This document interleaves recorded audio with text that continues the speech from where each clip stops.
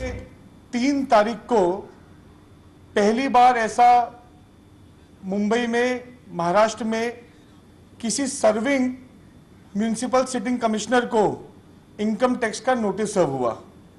आज तक के इतिहास में कभी भी कोई भी इनकम टैक्स ने किसी भी सिटिंग म्युनिसिपल कमिश्नर को उसकी पोस्ट के ऊपर एक स्टैंडिंग कमेटी के चेयरमैन के भ्रष्टाचार के ऊपर नोटिस सर्व नहीं किया है। मेरा यह प्रश्न रहेगा आज कि 2 घटनाएं हुई इसमें।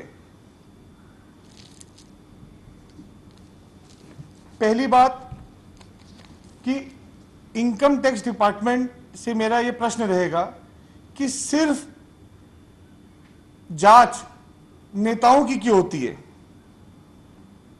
ब्यूरोक्रेट की जांच क्यों नहीं होती।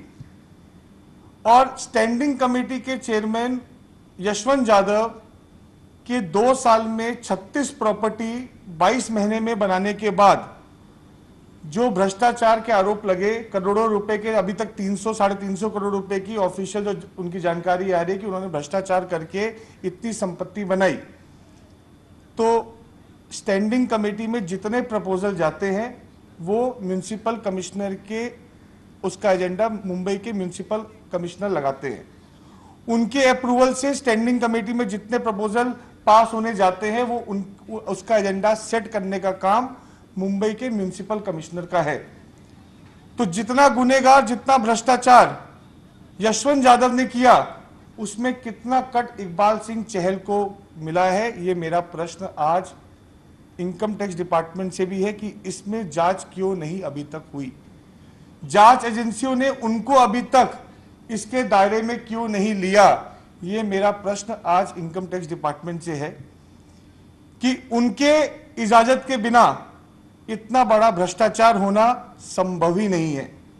जिस हिसाब से आउट ऑफ द वे जाकर जिनको ब्लैक लिस्ट किया जाता है, ऐसे कंपनियों को कोविड का काम देना, ऐसे अनेक घटनाएं हमारे विरोधी पक्ष नेता श्री देवेंद्र फडणवीस जी ने 2 दिन पहले असेंबली में भी रखी कि बीएमसी में कैसे भ्रष्टाचार होता है, और उसके आंकड़े करोड़ों में जाते हैं, करोड़ों में, अरबों में उसके आंकड़े जाते हैं।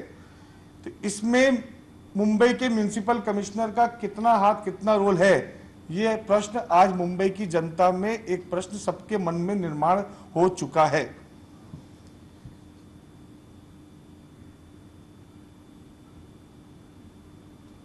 जिस हिसाब से यशवंत यादव जी की इंटरनेशनल, दुबई हो या बाहर हो, सब जगह उनके प्रॉपर्टीज की जांच चालू है। ये भी बातें सामने आ रही हैं कि विदेशों में इकबाल सिंह चहल साहब ने अमेरिका में बहुत संपत्तियां बनाई हैं, और आने वाले वक्त में इसकी पूरी जानकारी हम इनकम टैक्स डिपार्टमेंट को देने जा रहे हैं। एक बहुत, किसी ने एक फाइल बनाकर इनके पटेल से लेकर फिल्म स्टार से लेकर कैसे ये एक रैकेट वसूली का इन्होंने पिछले 2 साल में मुंबई में चलाया, इसकी ब्रीफ जानकारी देकर डिपार्टमेंट में हम 3 से 4 दिन के अंदर ये पूरी कंप्लेंट ऑफिशियल इकबाल सिंह चहल साहब के सामने कर रहे हैं। और प्रश्न सबसे बड़ा इनके कैरेक्टर पे इसलिए उठता है क्योंकि ये घटना हुई और बहुत लोगों के सामने आई, लेकिन दबा दी गई। 3 तारीख को जब मुंबई म्युनिसिपल कमिश्नर को इनकम टैक्स ने उनके पद को, जो बोलते मुझे नोटिस नहीं आया, कमिश्नर को नोटिस आया, तो कमिश्नर आप है, जब आया तो आप पद पे बैठे, तो नोटिस के जवाब देना ये आपका अधिकार है। कोई नीचे का आपके ऑफिसर के ऊपर आप डाल के इस जवाबदारी से भागे तो इसमें कहीं ना कहीं दाल में काला नजर आता है या पूरी दाल काली नजर आती है। इन्होंने बहुत ही खूबसूरती से, जब एक सम्मित ठक्कर नाम के इंसान ने 4 तारीख को ये ट्वीट किया कि big breaking, according to sources, income tax is all set to inquire BMC Commissioner Iqbal Singh Chahal in a standing committee chairman Yashwant Yadav case. A notice is this regard has been served according to my sources. ये 4 मार्च को शाम को 5 बजे सम्मित ठक्कर ने ये tweet करके जानकारी दी। Notice 3 तारीख को सर्व हो चुका था, और कमिश्नर को एड्रेस जब नोटिस होता है तो कमिश्नर के ऑफिस में ही जाता है, और जिसके अंदर पूरी स्टैंडिंग कमेटी में कितने प्रपोजल्स पास हुए, कैसे कैसे कॉन्ट्रैक्टर थे, पूरी जानकारी मांगी गई। तो इकबाल सिंह चहल साहब डर गए। क्यों डर गए? अगर आपने कोई भ्रष्टाचार नहीं किया और गलत काम नहीं किया है तो आपको डरने की जरूरत क्यों थी? ये डर खुद में एक सवाल खड़ा करता है। इन्होंने तुरंत आजाद मैदान पुलिस स्टेशन में समित ठक्कर के खिलाफ एक कंप्लेंट दर्ज कराई। जो ऑफिशियल बीएमसी के अधिकारी ने जाकर वहां पे कंप्लेंट दर्ज कराई कि गलत जानकारी समित ठक्कर ने ट्वीट की है और उनके ऊपर एफआईआर दर्ज होना चाहिए और मानहानि का केस चलना चाहिए। पुलिस स्टेशन ने समित ठक्कर के खिलाफ एनसी दर्ज की। एनसी दर्ज करने के बाद इस पे इंक्वायरी चालू हुई। इन्होंने बहुत प्रेशर किया और प्रेशर करके इन्होंने इसको एफआईआर में कन्वर्ट किया जाए कि कहीं ना कहीं कोई भी इंसान ये नोटिस के बारे में और भ्रष्टाचार के बारे में बात ना करे और एक प्रेशर बिल्डिंग का काम हो। इसके लिए इन्होंने 8 तारीख को आजाद मैदान पुलिस स्टेशन के आईओ ने मेट्रोपॉलिटन कोर्ट में जाकर इसको एनसी को एफआईआर में कन्वर्ट किया जाए इसकी एप्लीकेशन लगाई। लेकिन कोर्ट ने एप्लीकेशन को भी एक्सेप्ट करने से इनकार कर दिया कि ये एप्लीकेशन को, ऑर्डर तो दूर की बात है, ये एप्लीकेशन को भी हम एक्सेप्ट नहीं करते।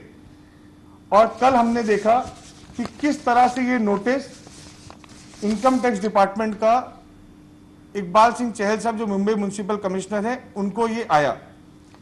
और जब मीडिया ने उनसे सवाल पूछे तो उन्होंने जवाब दिया कि good afternoon, this above notice is in circulation, I have not visited IT office ever once. अरे भाई, आपको डर क्यों है? आप क्यों घबरा रहे हैं जाने से आईटी ऑफिस? जब आपने कुछ गलत नहीं किया है, आप दुनिया भर में भेजते हैं, दुनिया भर के सर्वे कराते हैं, तो लोग उसमें सर्वे पे करवाते हैं ना, कोई भागते तो नहीं है ना, या उससे इनकार नहीं करते हैं। तो आपके मन में ऐसा क्या डर है? ऐसे कौन से भ्रष्टाचार हुए हैं जिससे आप घबरा गए हैं और आप इस बात पे प्रेशर बिल्डिंग, सरकार की पुलिस का प्रेशर लेकर गलत तरीके से केस करके इस बात को दबाने का प्रयास किया जा रहा है? आप लिखते this notice comes and get answered at appropriate lower levels. इतना सीरियस भ्रष्टाचार जो महाराष्ट्र में हुआ और जिसका व्याख्यान पिछले 2 दिन में देवेंद्र फडणवीस साहब ने भी असेंबली में किया और उसको लोअर लेवल बोलकर खत्म कर देने का काम अगर मुंबई म्युनिसिपल कमिश्नर, ये पूरे देश में, महाराष्ट्र में इतनी बड़ी बीएमसी, 40,000 करोड़ की बीएमसी में ये बात करते हैं तो जरूर कुछ ना कुछ इसके पीछे दाल में काला है। और मेरा ऐसा मानना है कि ये हैंड इन हैंड जिस तरह से माइक बंद करके टेंडर्स दिए गए, ओवर इनवॉइसिंग की गई, करोड़ों रुपए के काम को अरबों बताकर लोगों को फेवर्स किए गए, इसकी जांच से आप क्यों भाग रहे हैं? मुंबई म्युनिसिपल कमिश्नर क्यों भाग रहे हैं?